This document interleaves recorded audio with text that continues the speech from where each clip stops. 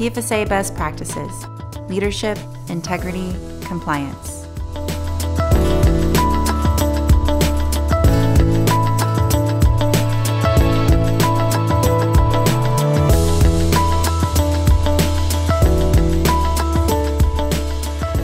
Jim, CFSA member companies must not advertise in a false, deceptive, or misleading way. Also, the payday advance loan is not intended to be used for frivolous activities.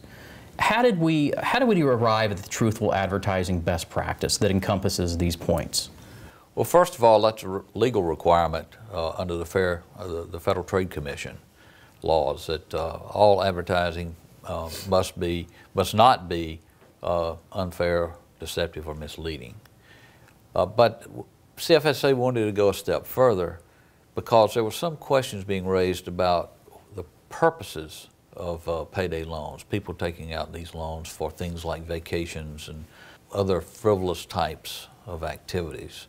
And so CFSA wanted to address this in its best practices. So some of the responsible uses for the payday advance loan: emergency purposes, paying utility bills, doctor visits, responsible uses of the payday advance loan. That's correct. And advertising in an honest way about the payday loan. That's correct. This also would mean, of course, avoiding advertising for frivolous types of activities. You mentioned vacations. Right. There was an article not too long ago where a company was advertising for bachelor parties and other things like that.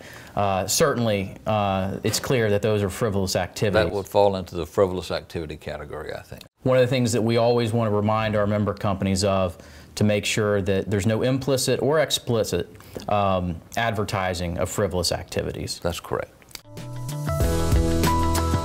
CFSA, Responsible Lending, Commitment to Fairness.